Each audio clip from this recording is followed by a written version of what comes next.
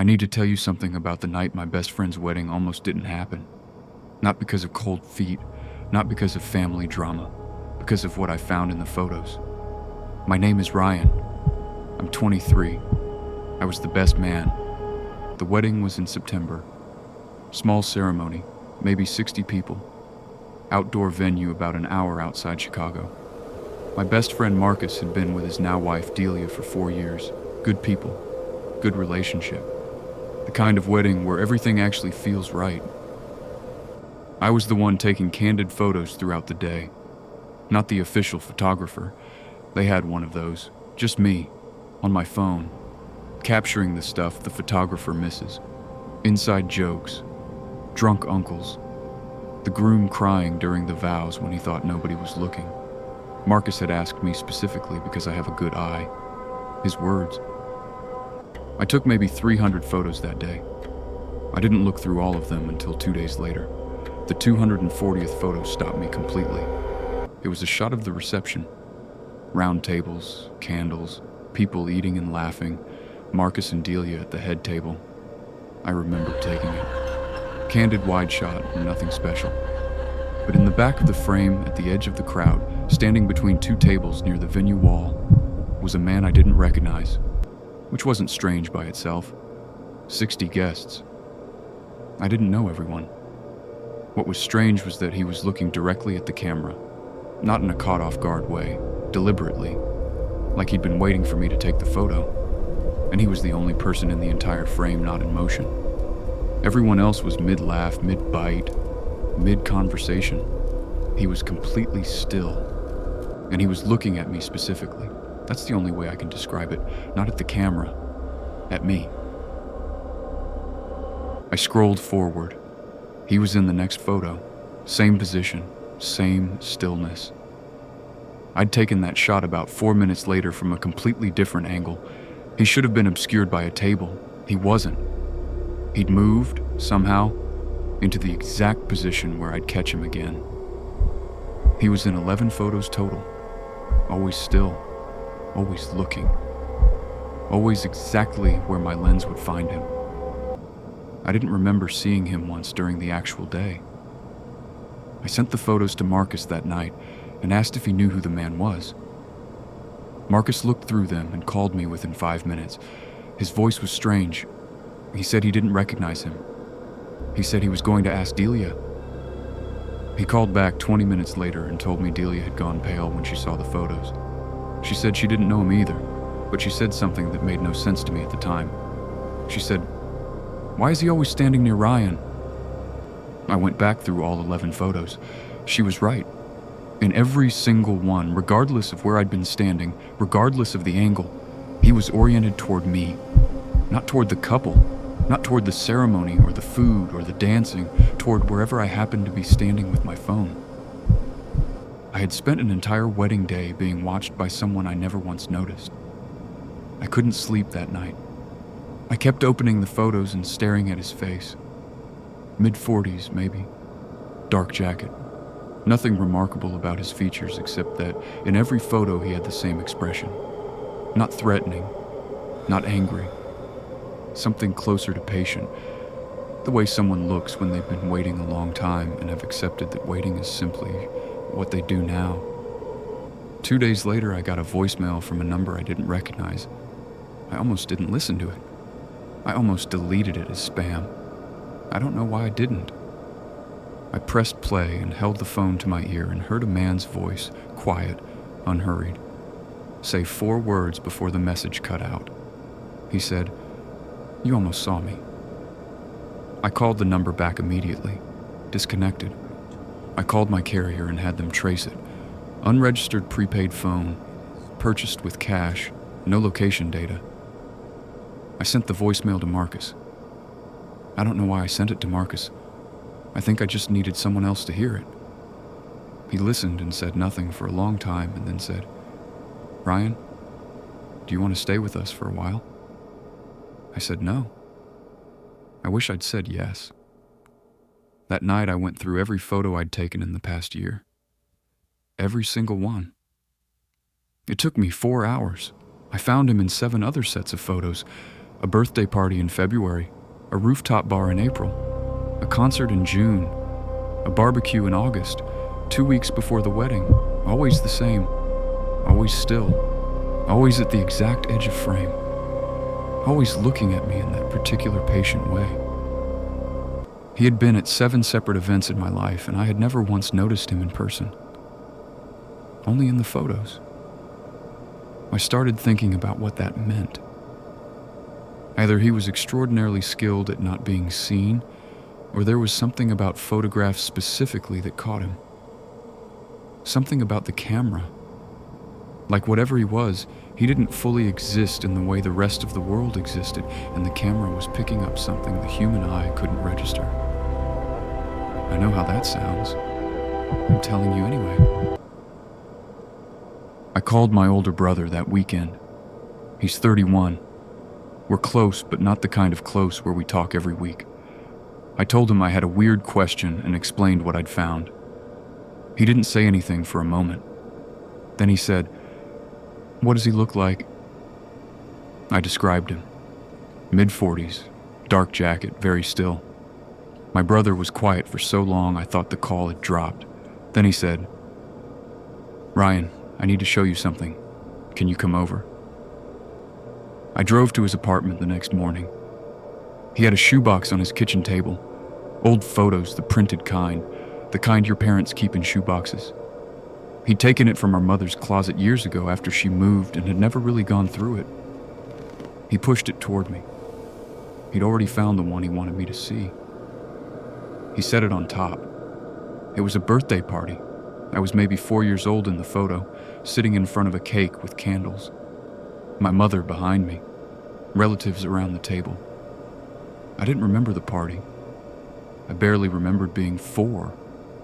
In the background near the kitchen doorway was a man in a dark jacket, completely still, looking at the camera, the same patient expression. He had not aged a single day between that photo and the ones from the wedding, not one day in 19 years. I sat at my brother's kitchen table for a long time. He made coffee neither of us drank. We looked at the 2 photos side by side.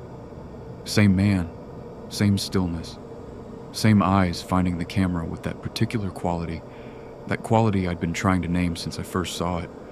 And finally, sitting in my brother's kitchen, I understood what it was. He wasn't watching me to threaten me.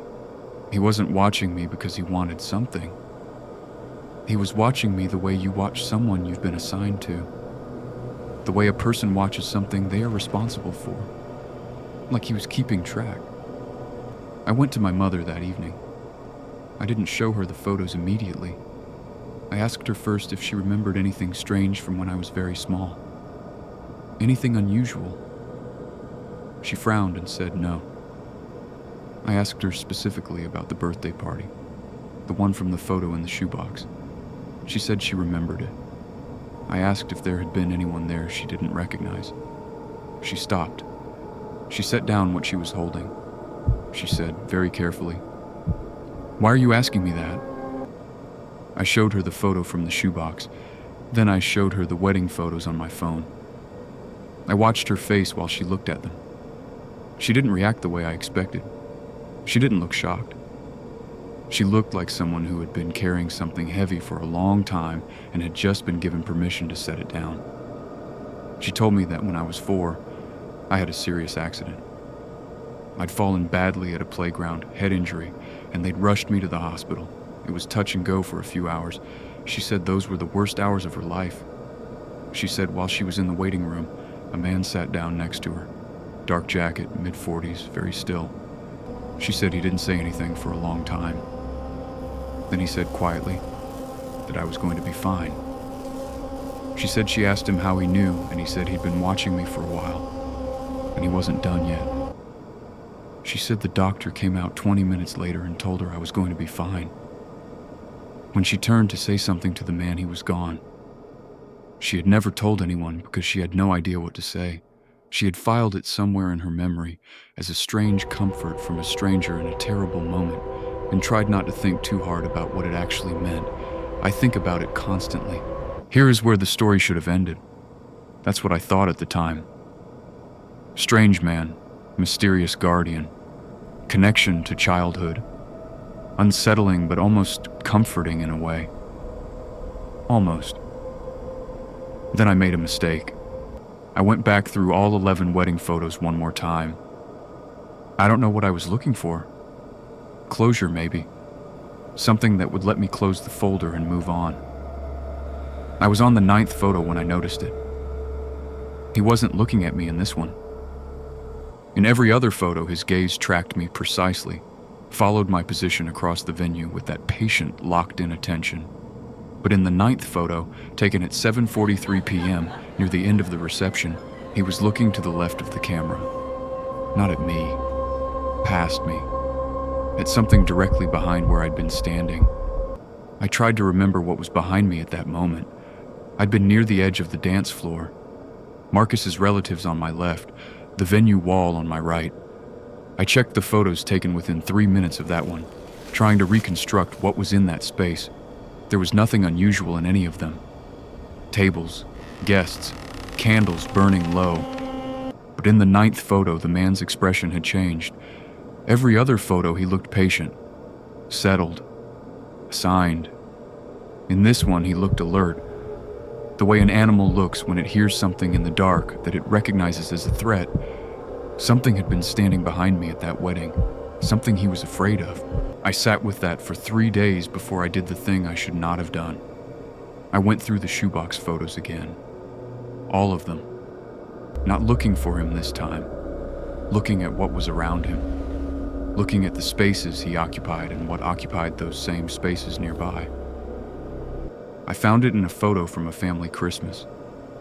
I was maybe 7. He was in the back corner as always, watching me the way he always watched me. But in the far right edge of the frame, half obscured by a door frame, there was a shadow. That's the only word for it.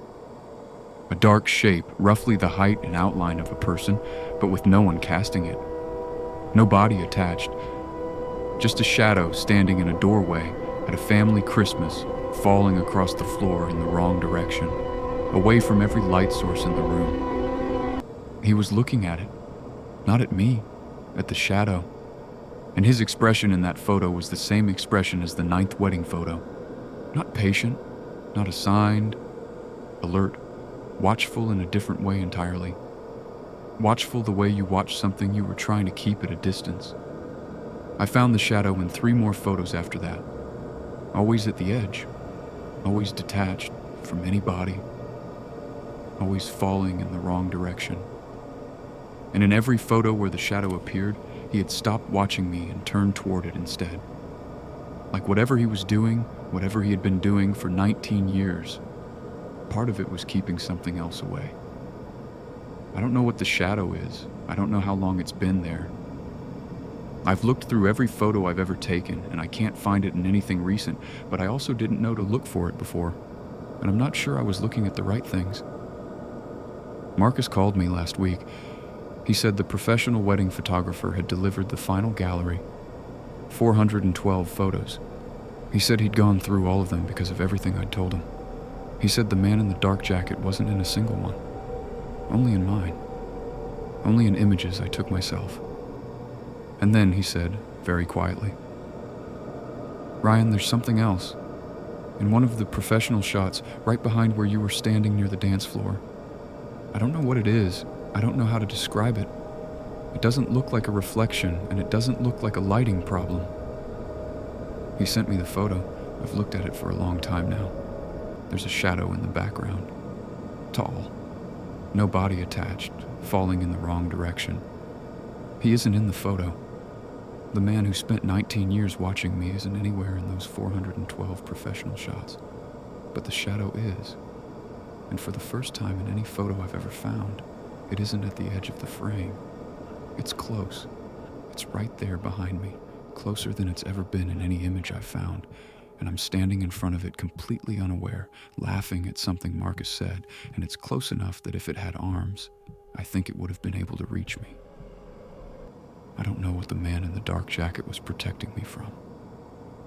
I don't know why he stopped showing up, but I think those two things are connected. And I think whatever he was keeping at a distance for 19 years has finally figured out that he's gone.